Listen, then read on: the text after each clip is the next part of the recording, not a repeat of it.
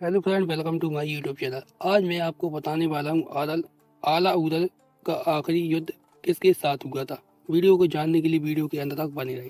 जिस पृथ्वीराज की वीरता से मोहम्मद गौरी भी थर्राया, बुंदेलों की आला उदल ने उन्हें बंदी बनाया।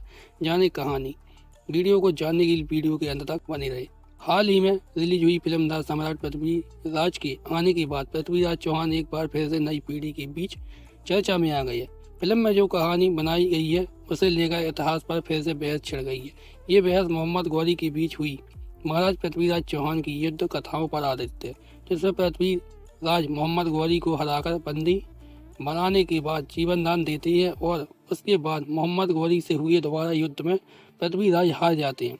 गौरी उनके आगे फोड़ देते हैं और इसके बाद पृथ्वीराज शब्दभेदी बाण छोड़कर मोहम्मद गौरी को मार गिराते हैं। पृथ्वीराज की इस महान वीरता की बात चलती है तो बुंदेलखंड के योद्धा आला का भी जिक्र शुरू हो जाता है।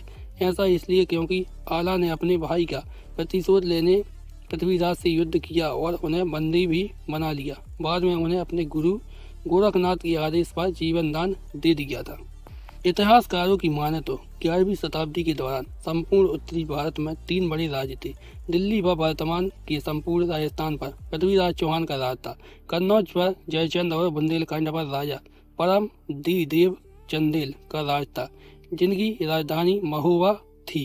यह तथ्य बहुत कम लोगों को जानकारी में होगा कि आज का बुंदेलखंड उस समय में जैजाक भुक्ति कहलाता था। मोहम्मद गौरी से तराइन के युद्ध के पहले पृथ्वीराज चौहान का संघर्ष जयचंद व परम देव के साथ लगातार चलता रहा। यह भारतीय राजनीतिक का वह दौर था जब राज्य विस्तार के लिए पड़ोसी राजा आपस में ही युद्ध करते रहते थे। क्षत्रिय राजा युद्ध और उत्सव के रूप में देखते रहे। क्षत्रियों के विषय में प्रचलित भी था 12 बरस लो कुकर जीवे और 13 लो जिये सियार, बरस 18 क्षत्रिय जिये आगे जीवन धिक्कार। बुंदेलखंड के संदर्भ में खासी जानकारी रखने वाले इतिहासकार शैलेंद्र सिंह बुंदेला मोहम्मद गौरी को बंदी बनाने वाले वीर राजा पृथ्वीराज चौहान के बुंदेलखंड में हारने के घटनाक्रम में तस्करी करते हैं। वे कहते हैं कि महोबा के राजा परम देव के सेनापति 2 भाई आला और उदल थे।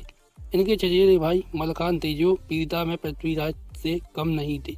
इलायन के युद्ध 1192 से पूर्व 1882 तक पृथ्वीराज का इनमें अनवरत संघर्ष चला, जिसमें मलखान व उदल को षड्यंत्र के तहत युद्ध में मार डाला गया।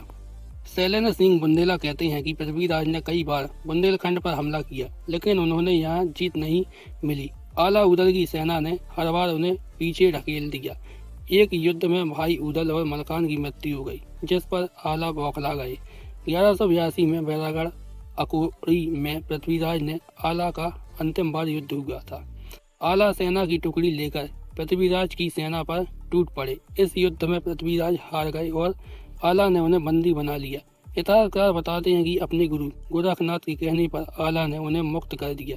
इसके बाद आला ने स्वयं बाबा गोरखनाथ के संतुत्व में संन्यास ग्रहण कर लिया। एक अन्य इतिहासकार और अरविंद माधुरी तिवारी महाविद्यालय के प्राचार्य डॉक्टर राकेश द्विवेदी कहते हैं कि एक समय ऐसा भी आया था जब महोबा के राजा परम देव आला उदल से नाराज हो गए थे और उन्हें सेनापति से निष्कासित कर महोबा से निकाल दिया गया था। इसी दौरान पृथ्वीराज चौहान की सेना महोबा के महल पर कब्जा कर ठहरना चाहती थी। यह सेना मोहम्मद गौरी से युद्ध में घायल हुई थी। तब घायल सैनिक यहीं पर ठहर कर इलाज कराना चाहते थे। उस समय राजा परम देव पृथ्वीराज से मुकाबला नहीं कर पाए और पीछे हट गए। डॉक्टर द्विवेदी बताते हैं कि तब कभी जगनिक को आला और उदल को मनाने के लिए कन्नौज भेजा गया। इसके बाद दोनों भाइयों ने महोबा की तरफ से पृथ्वीराज के खिलाफ लड़ाई लड़ी थी। इसमें पृथ्वीराज की हार हुई थी। इतिहासकार गोविंद कुशवाहा कहते हैं कि बुंदेलखंड के महोबा के दशरथपुरवा गांव में जन्मे आला उदल को बचपन से ही शस्त्रों में रुचि थी। युद्ध कौशल में भी वह शुरू से ही निपुण थे। आला और उदल भाइयों की वीर गाथा आज भी बुंदेलखंड में गाई जाती है। आला माँ दुर्गा के परम भक्त थे और कहा जाता है कि उन्हें माँ की तरफ से पराक्रमी और अमरता का वर मिला था। आला और उदल दोनों भाई एक दूसरे के साथ मुसीबत के समय खड़े रहते थे। आला चंदेल सेना के सेनापति थे और कभी जगने की कविता आला खंड में इन दोनों भाइयों की लड़ी गई बामन लड़ाइयों का वर्णन किया गया है।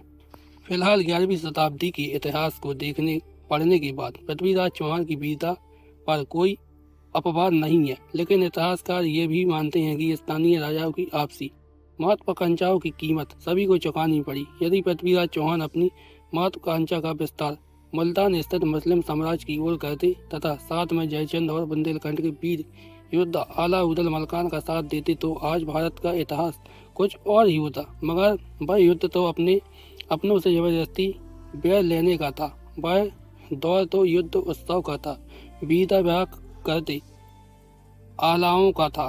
खट खट तेगा बाजन लागे, बोली छप छप तलवार, पैदल भिड़ जाए पैदल संग और असवारन घोड़ा से अफसार। सम्राट पृथ्वीराज फिल्म के आने के बाद पृथ्वीराज की मृत्यु को लेकर भी अलग अलग बातें कही जाती हैं।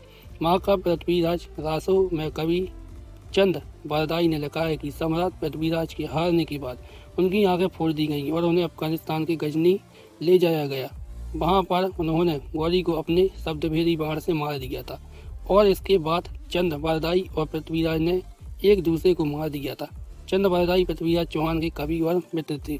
सम्राट पृथ्वीराज फिल्म इसी ग्रंथ पृथ्वीराज रासो पर आधारित है, लेकिन फिल्म में पृथ्वीराज रासो के उलट दोनों की मौत होना दर्शाया गया है। कुछ इतिहासकार यह भी दावा करते हैं कि पृथ्वीराज चौहान तराइन के दूसरे युद्ध में हारने के बाद बंदी बना लिए गए, गौरी ने उन्हें मार दिया था। इतिहास के अनुसार जानकार यह भी कहते हैं कि पृथ्वीराज की मृत्यु के बाद गौरी ने अगले 10 सालों तक राज किया था। अगर आपको मेरा वीडियो अच्छा लगा हो तो वीडियो को लाइक कीजिए, चैनल को सब्सक्राइब कीजिए और वीडियो को ज़्यादा से ज़्यादा शेयर कीजिए।